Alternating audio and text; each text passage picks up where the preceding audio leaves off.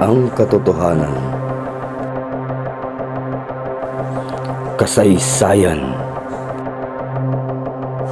lihim na karunungan, kultura at tradisyon, mga kagamitang espiritual at anting-anting, mga katanungan sa isipan, bigyan natin ng kasagutan. Buksan mo lang ang iyong pangunawa, mahahanap mo ang susi ng hiwaga.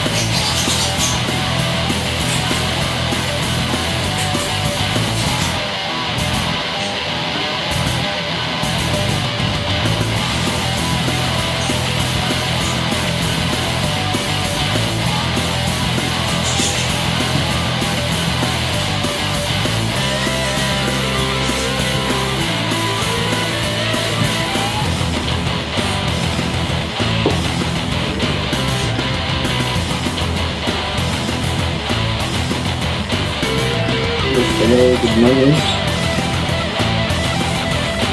Morning sa lahat ng nakablong ngayon at nakatutok.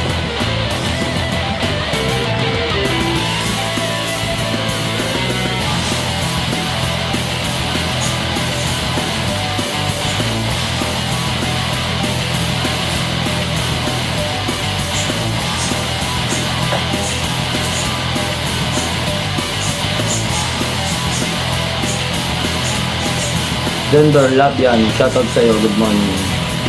Ray Jop Jeromo, shoutout sa'yo, good morning po. And shoutout sa lahat ng viewers natin sa ating live.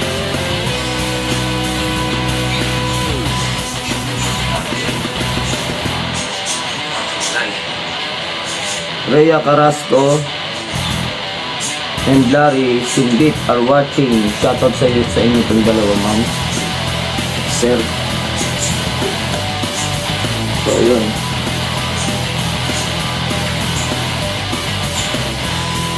Napagpalang araw din kay Ray Jock. So, shoutout po sa lahat ng nanonood. So,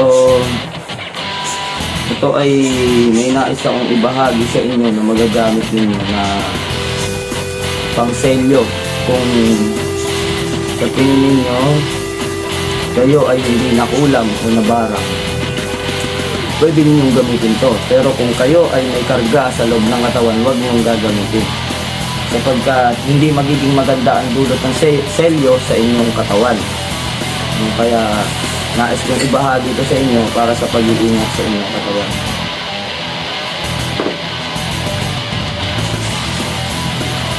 So, ayun.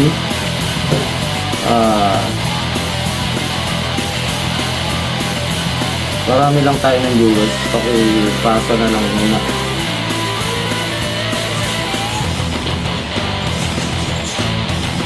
Pakishare yung ating video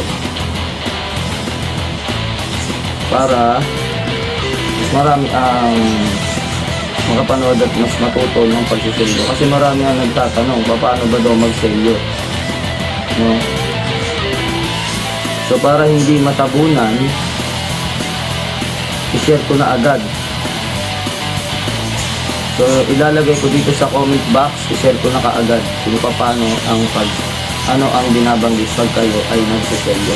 So, ayan, i-send ko na, i-copy nyo na lang kung paano. At mamaya, bago ko ito i-upload sa aking YouTube channel, ang gagawin ko dito ay ilalagay ko sa screen kung ano yung mga uusalin. So, yun, bilang paalala sa paggamit ng selyo, kailangan bago po kayo magselyo Kailangan lang na klaro na wala kayong karga o negatibo sa katawan. Hindi kayo nakulam, hindi kayo nabarang o nagayuma, kasi ang pamamaraan ito ay pagkukulong, no, ng ating sarili. So paano natin ikukulong o isasara o isiselyo ang ating sarili? Sa pamamagitan ng orasyon na ito ay ginagawa para sa sarili, no? So kailangan lang klaro ka talaga, kasi kung may karga kayo sa katawan, hindi pa kayo na gagamot o hindi pa kayo nakikleanse, wag po kayong magsiselyo, kasi isasara nyo lang yung sakit sa loob ng inyong katawan. So imbis na lumabas, hindi lalabas. At isa pa, napakatalim at makamandag tong selyo dahil reversal ang ginamit dito. Magandang hapon din kay Himog, kay Hunter Rodriguez, Mark James Zamora. So shoutout po sa inyong lahat. So ang gagawin po ninyo dito, ang pamamaraan, isang basong tubig lang. Then Junjun, mapagpalang hapon, Commander, mapagpalang hapon din sa'yo. So ito, isa-send ko sa inyo ulit, natatabunan kasi sa mga comments nyo. So ayan, i-comment ko dyan, babasahin nyo na lang. So ang pamamaraan na gagawin ninyo dito, kailangan ng isang tao ay wala na, clear na magaling na talaga siya bago nyo ito seselyohan. Pwede nyo itong iihip sa bumbunan, o kaya naman iihip ninyo sa tubig, isang basong tubig na may 4 na butil ng asin. So 4 na butil ng asin ang kailangan natin dito. Ang gagawin ninyo lang ay 3 times nyo itong uusalin at ibubugan ninyo doon sa tubig na may asin. So ang inyong uusalin ay cross sa kalawakan. So pag cross sa kalawakan, titingin kayo direkta, ang mata ninyo direkta, straight ang mata. I-cross nyo yung ulo ninyo, magsisimula kayo sa taas, pababa, then magmula sa kanan papuntang kaliwa, no? Cross sa kalawakan, i-cross nyo yung ulo nyo, o kaya pag ibubuga ninyo sa tubig o sa ulo, sa anit, i-cross ninyo sa anit, sa tubig o sa anit, pa-cross din. Cross sa kalawakan, then kung gagawin ninyo ito, halimbawa sa sarili muna, bibagkasin nyo muna, di ba? Cross sa kalawakan, then titingala ka, cross sa kaitaasan, i-cross mo rin yung ulo mo, cross sa kalupaan, sa baba, tapos pikit. Dahil ang kapangyarihan ay hindi nakikita, i-cross mo ng ulo mo nang nakapikit. Yun yung pamamaraan nun. Cross sa kapangyarihan. Then selyado ka na mula sa kapangyarihan ng 4 na elemento, hangin, lupa, tubig at apoy. Then re-reverse ninyo o iba-backward ninyo yung pagbasa ng Satur. Imbis na Satur, Arepo, Tenet, Opera, Rotas, ang gagawin ninyo ay Rotas, Opera, Tenet, Arepo, Satur. Then ibubuga nyo yun sa pasyente. Ito kasing Satur ay susi. Ngayon, sinabi sa aklat ng Satur, kapag na-reverse mo ang Satur, ito ay magiging rebelta. So, naiselyo mo na isang tao na i-rebelta mo pa kung ano man yung gustong makialam sa kanya. Halimbawa, nakaselyo na ang isang tao, naselyuhan mo na after mo gamutin o ma-cleanse mo na, naipasuka mo na, nabugahan mo na ng pambaklas, okay na, clear na siya. Tinanong mo kung ano nararamdaman niya, okay na siya. Pag sinabi ng tao na okay na siya at magaling na siya, so gamitan mo na ng selyo. Then ang gagawin niyo, ibubugan niyo yung pamamaraan na sinabi ko, i-cross niyo sa kalawakan, sa kaitaasan, sa kalupaan, then pikit, i-cross niyo yung ulo niyo. Then uusalin niyo yung selyado ka na mula sa kapangyarihan ng 4 na elemento, hangin, lupa, tubig, apoy, yung susi, Rotas, Opera, Tenet, Arepo, Satur. So hindi lamang siya susi, kundi isa rin siyang pamamaraan na rebelta. So kung meron mang tumigal po sa kanya, babalik ng babalik dun sa gumagawa yung ginagawa niya. Sinelyo nyo na, nirebelta nyo pa. So ganyan ka-automatic yung reversal ng Satur. So yun, lalo na sa mga manggagamot, sa mga nag-aaral pa lang, ayan, meron ng isang pamamaraan dyan. Kung kayo man ay hindi nang gagamot, kung sa tingin ninyo, klaro kayo, wala namang kayong kulam, hindi kayo nakulam o hindi kayo nabarang, so pwede nyong gamitin niyang selyo na yan para magbigyan nyo ng proteksyon yung inyong pamilya o ang inyong sarili, no? Okay, Saik na Suha, so magandang tanghali din sa'yo. So yun lang po yung gagawin niya. George si Mapranca, magandang hapon sa Commander. Magandang hapon din po sa'yo. Shoutout kay George si Mapranca, shoutout kay Okay Saik na Suha. So ayun, sa lahat na nanonood, pwede nyo yung gamitin. So 3 times yung gawin niya, 3 times yung usalin yan, pababa lahat, no? 3 times. So 3 ulit, then ibuga mo na sa ulo ng pasyente after mo mausal ng 3 beses.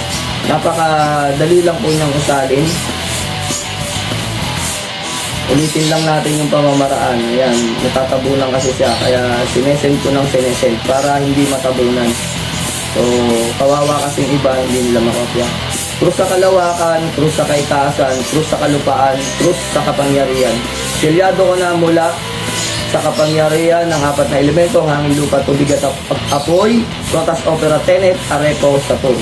So, iyon po yung pinaka-pamamaraan na gagawin niyo. Mapagpalang araw din sa iyo.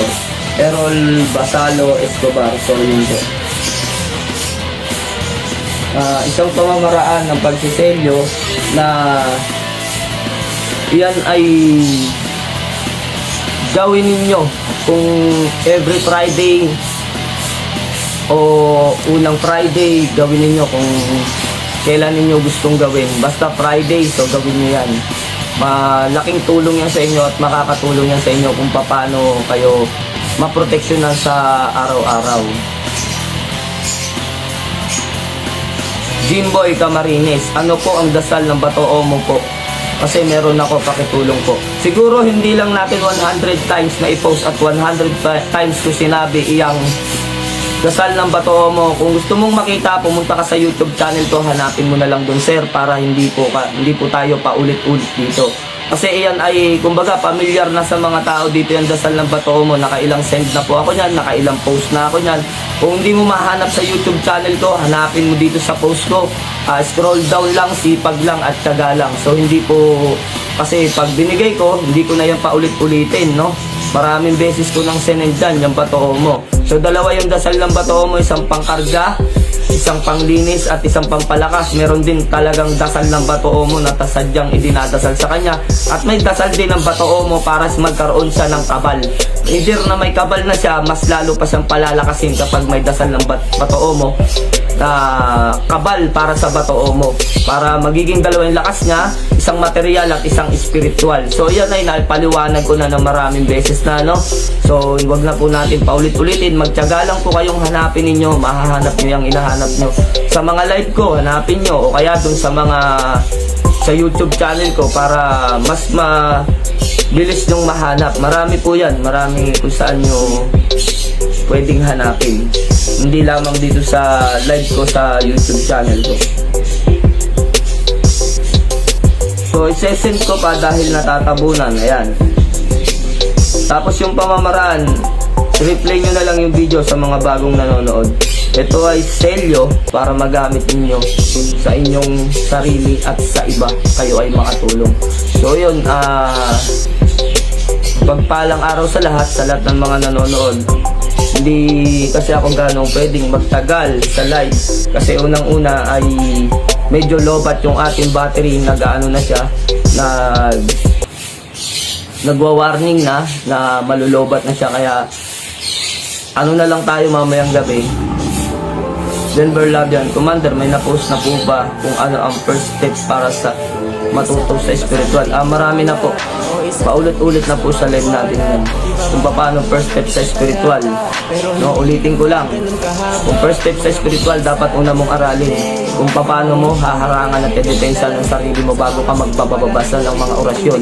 Mamaya, yung mga pinupulot yung orasyon, nasa live o post o sa YouTube, mamaya yan ay tinanggalan ng title, ano? Binago yung title, sabihin na poder sa sarili, ginamit mo sa sarili mo, yung pala tigal po sa sarili, no? Walang problema dun kung iyan ay palitan nila ng title para makapahamak ng iba. Ang importante dyan, ang iyong sarili ay may poder at pondo bakod at nagdidibusyon ka. So yun yung first step, no? Protektahan mo ang sarili mo, yun po yung pinaka-importante. Hindi kailangan na matuto ka kagad manggamot, hindi po ganun. Paano ka manggagamot ng iba kung yung sarili mo hindi mo kayang gamutin? Paano ka manggagamot ng iba kung yung pamilya mo hindi mo kayang gamutin? So sarili muna bago ang ibang tao. Kailangan number 1 dyan, first step sa spiritual, protection. Pag naproteksyonan nyo yung sarili nyo, manggagamot na kayo. Pero kung hindi nyo kaya, hindi pa yun matatawag na manggagamot. So kailangan, kung ikaw ay magkasakit, kung ikaw ay makulam, mabarang, matigal po, palpadangin o ano man yan na mga masasamang mahika na ibinabalibag nila, kailangan ma-proteksyonan nyo muna yung inyong sarili bago nyo o magamot nyo yung inyong sarili bago nyo magamot ang ibang tao. Kailangan sarili, pamilya at bago na ang ibang tao.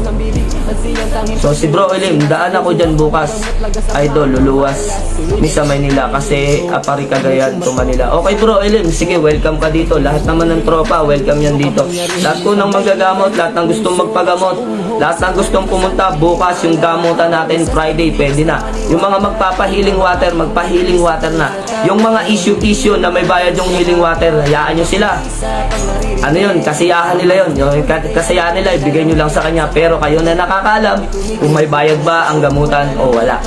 So, sa personal man yan, sa online man yan, alam natin yan na walang bayad yung mga gamot. Walang bayad yung mga gamutan na yan. Ano man yung mga joke na inilalabas nila, hindi yan ano sa atin. Hindi tayo para patulan yung mga ganyang tao na walang magawa kasi unang-una napapahiya lang siya, no? Pinahiyaan niya lang yung sarili niya at hindi naman kasi tatablan ng hiyayan, kaya wag nyo na lang pansinin, hayaan nyo sila. Kung sinisiraan ako, kayo ang nakakaalam kung dapat akong masira o hindi. At yung kasiraan ay binabato niya sa akin, may rebuelta yan. Binabalik ko ng binabalik sa kanya, kaya kita ninyo walang nangyayari sa ginagawa niya.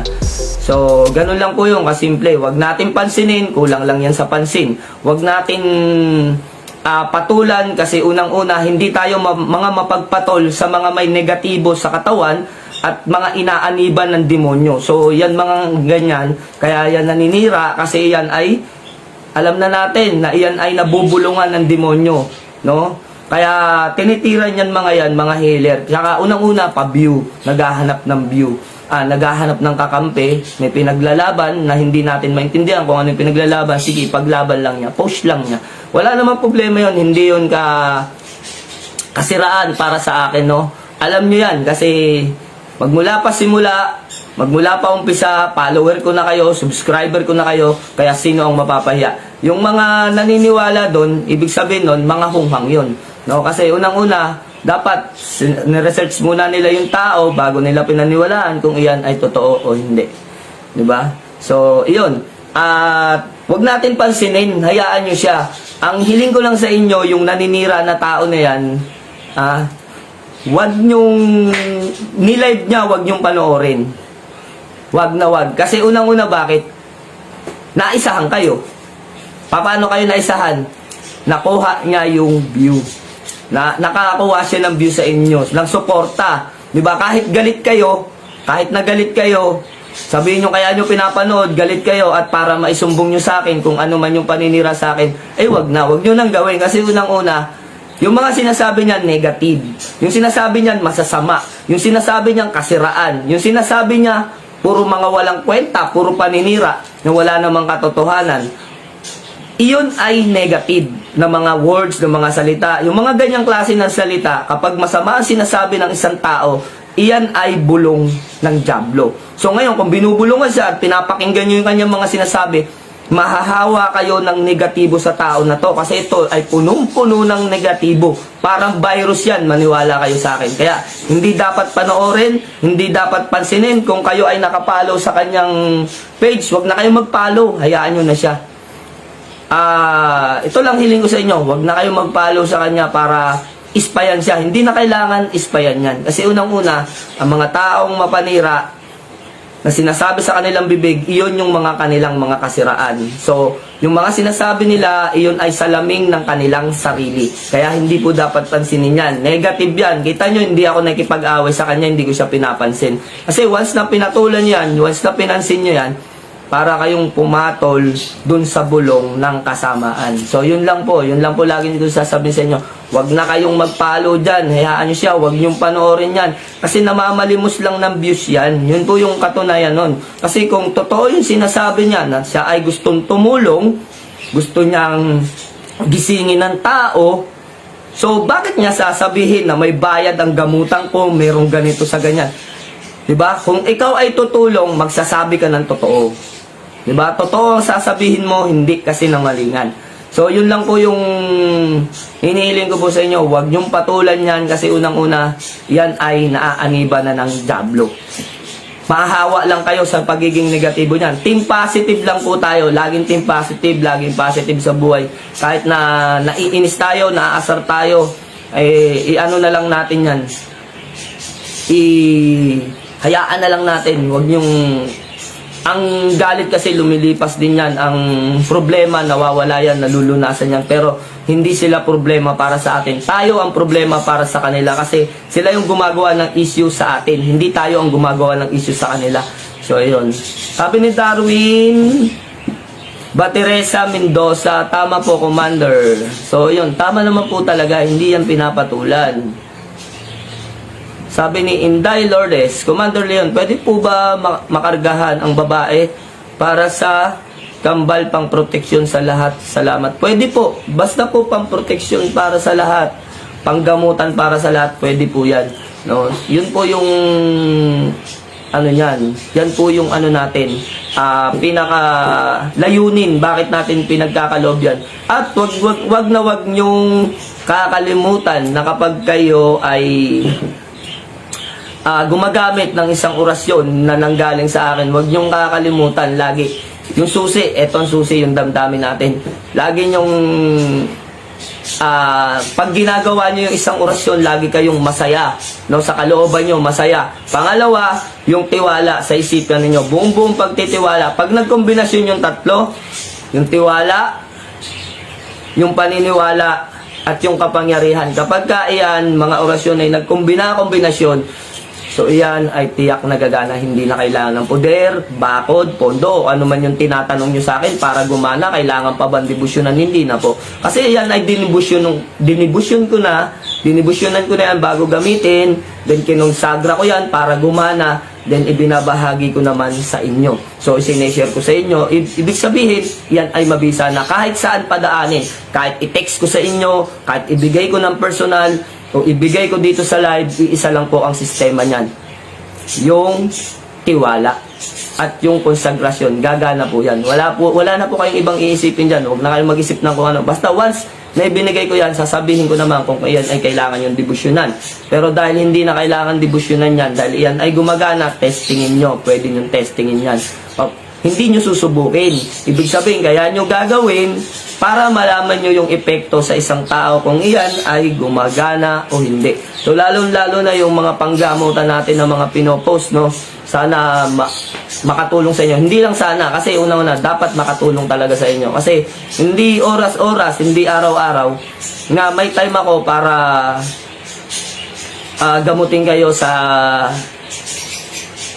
may mag-PM sa akin, gamutin kayo, no? Hindi kailangan. So, kasi unang-una, busy ako. Paano ko kayo matutulungan? So, sa pamamagitan ng ibang ibinabahagi ko sa inyo, at yung mga kamag-anakan ninyo na nasa ibang bansa, nasa ibang lugar, kung nasan mang planeta, nandoon yung inyong mga kamag-anak, pwede nyong matulungan sa pamamagitan ng healing water. Ang sabi ko lang sa inyo, para matutunan nyo yan, kung paano yung mga pagbigkas, ulit-ulitin nyo para hindi kayo nagkakamali. Kung iyan ay hindi gumana sa una dahil mali yung pagbigkas ninyo, hindi ibig sabihin ay tapos na. So, kailangan nyo pa rin ulitin. Kailangan nyo pa rin i-practice kung paano yan gagana. So, paano? Una, testingin mo sa sarili mo. Then, testingin mo sa kamag-anak mo. Then, tsaka ka tumulong sa ibang tao. Pero bago ka tumulong sa ibang tao, bago mo igamot o i-healing water man yan, may mga maiikling poder akong ipinagkaloob na sa inyo nung una pa. At sabi ko, isulat ninyo sa isang malinis na notebook para pagdating ng time na kailangan ninyo, mahahanap ninyo at magagamit ninyo. Bago kayong manggamot sa iba, poderan ng sarili, ingatan ng sarili, proteksyonan ng sarili para hindi kayo mapasok o hindi lumipat yung sakit na ikinarga sa kanila. Material man yan o spiritual, kailangan protektado ang ating katawan bago kayo pumasok sa gamutan o gamutang pampamilya, gamutang pansarili. So, ganun po yung kailangan dyan. Sa Inday Lourdes, yes po. Ako po naniniwala sa kanya kasi po, Commander, nakapagpagaling na po ng may usog at kulam. Wala lang po akong karga, Commander. Nakakapagpagaling na din po ako ng kamag-anak ko po. So, yun. So, isa sa mga nagpapatunay yan na gumagana ang mga orasyon. So, napakarami. Pinopost ko yan yung mga orasyon. Diba? Sunod-sunod naman yung post na ginagawa ko para makita ninyo at katunayan na gumagana talaga yung mga orasyon na yan. So, hindi ito ang dahilan bakit, may purpose kasi kung bakit nagpo-post ako ng orasyon, kung bakit nagbabahagi ako sa inyo, either na dapat na itago. So, ibig sabihin lang po yan, kaya ako pinagkakalob sa inyo, bukal sa kalooban ko, na magamit nyo yan, na makatulong kayo sa iba, gaya ng pagtulong na ginagawa ko. Yun lamang po yung hangad natin dyan, walang kapalit o walang kabayaran. So, hindi po tayo, hindi natin kailangan makipagplastikan kung kanino man, no? Yung totoo lamang po, hindi natin kailangan mag-send ng Gcash, hindi natin kailangan ng magdonasyon, kung ano man yan. Marami nagsasabi sa akin, magpapanood dito sa live, nagbagsak ako ng orasyon, nagturo ako ng orasyon, ng proteksyon o para sa gamit ng dasal. May mababasa ako sa PM, Sir, maraming salamat po sa mga orasyon. Pwede po bang mag-donate? So, para saan? Para saan yung donasyon na yan? So, hindi na po kailangan. Kasi ang orasyon, walang kabayaran yan. Yan ay aral na natutunan ko na walang kabayaran. Gaya nga ng sinasabi lagi sa Biblia, pinagkaloob sa inyo ng walang bayad ang karunungan. Kaya manggamot kayo ng walang bayad. So, ibig sabihin, yung karunungan na yan, nakuha ko ng walang bayad. Kaya ibinabahagi ko rin sa inyo ng walang bayad. Ang kapalit lang na hinihiling ko sa inyo, ingatan nyo lang. At huwag ninyong gamitin sa pang-aabuso o para kayo ay makapanlamang sa iba. Iyan po ay mga orasyon na ginagamit natin sa panggamutan at pangtulong sa inyong sarili at pangtulong nyo sa ibang tao. Kaya, suklian lang natin ng tama, suklian lang natin ng maayos. Yun lamang pong hinihiling ko sa inyo. At hindi natin kailangan mag-usap kung ano man yung ipagkakalob ninyo. Pero nasabi ko na yung tungkol sa donasyon. Sa donasyon, kung magdo-donate kayo, abangan ninyo yung araw na magsasabi kami, no, na halimbawa mag-aayuda tayo, feeding program, o tutulong tayo sa mga street families na magbibigay tayo ng mga dilata, ng mga bigas, ng mga pagkain o kanino man, yun, o magbibigay tayo ng isang halimbawa gamit donasyon. So, yun lamang po ang abangan ninyo. At nga pala, nakalimutan ko yung pangalan. Wait lang, hanapin ko . So, may nag-donate na naman po para sa Mount Banahaw, para sa radio. So, ano ba yung pangalan nun? Lance Fernandez. Ayun, shoutout nga po pala kay Ma'am Lance Fernandez ng Japan. Hindi ko lang alam kung Osaka, no? Hindi ko kabisado. So, shoutout sa inyo, ma'am. Maraming salamat. At doon sa mga taga Manpanahaw, wait na lang po kayo doon sa dalawang radio na madadagdag sa inyo na donasyon ni Ma'am Lance. Kasi napanood niya way back yung ating mga vlog noon at yung ating naka-post doon sa ating YouTube channel. So, late niyang napanood. Ngayon lang siya humabol siya na baka pwede pa daw makapagdonasyon. Gustong-gusto niya talaga. Inaaway pa ako kasi hindi ko sinasagot yung kanyang mensahe. Sabi niya sa akin, pansinin mo naman ako. So kung mapapansin po ninyo, talagang nangungulit siya. Sabi niya gustong-gusto niyang tumulong. Kaya ayun, may pasobrang 2 radio na magagamit para sa Mantbanahaw. So nag-order na kami, naantay na lang namin dumating. Then pagdating, ihahatid ko sa Mantbanahaw. Si shoutout nga pala kay Sped Radio ng saan bansa yan? Australia. Sped Radio ng Australia. So bro, salamat sa iyo at nagbigay daw ng karagdagan si Sped Radio para dun sa church, dun sa ating pintura na lang, wala na namang ibang tatapusin, pintura na lang. So pwede na natin itong magamit sa gamutan, pwede na natin itong magamit sa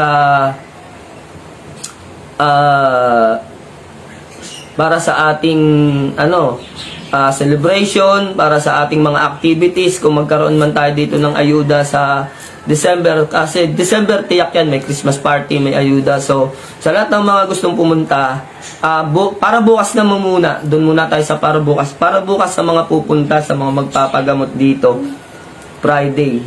May nagtanong, tuloy ba ang ritual bukas, 7? Tuloy din po ang ating ritualan bukas, no, sa mga nagpa-prayer request. Sa mga magpapa-prayer request, sa mga gusto magpa-prayer request, sinabi ko na po yung gagawin at pamamaraan. At i-chat nyo lamang o i-PM nyo yung inyong mga mensahe kay Mrs. I-send nyo sa kanya, tapos si Mrs. nang bahala maglipat sa papel niyan, then gaganapin natin sa ritualan. Ano man yung inyong mga panalangin, no? Panalangin upang gumaling, karamdaman, pamilya, sarili, o saan man yan, ano man yan, yung inyong mga prayer request, send nyo lang kay Mrs. Kasi bukas na po gaganapin yan. Yung iba nyan, manonood ng live pag napanood, tsaka pa magpe-prayer request Kung magpakailan man yung inyong request, minsan po kasi may nagsesid, napakahaba, parang nagkikwento ng kanilang talambuhay. Kung isusulat ni Mrs. yan, ng ura-urada, hindi niya matatapos kagad yan. Kasi mag-isa lang siyang nagsusulat yan. So, para hindi mahirapan, yung magsusulat ng inyong prayer request, excuse, ng inyong prayer request,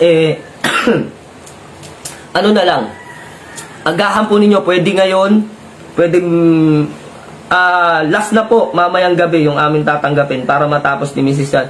Kasi bukas, kung pupunta po kayo rito, mga patanghali. Kasi, umagang-umaga pupunta na po kami ng Quiapo. So, mamimili kami ng mga sangkap para sa ritualang, kandila, bulaklak, o ano man yan na ginagamit natin sa ritualan, maging pampausok. So, bibili kami. Then, tanghali, bago magtanghali, nandito na kami. Kasi aagahan po namin bago magpatanghali. Kasi unang-una, traffic at walang maparkingan sa Quiapo kapag bandang hapon na. So, yun, gano'n na lamang po. Na lang, bukas punta na lang kayo dito para sa ating libreng gamutan. No? Sa mga gustong magpakabal, gustong pumasyal dito, ano man yan. Kung gusto nyo lang pumasyal, pasyal lang po kayo rito. So, yun, hindi na natin gaanong pahabain dahil, ayan na, malolobat na ako. So, sign out na po tayo mga idol. God bless you more. Ingat po kayo lagi.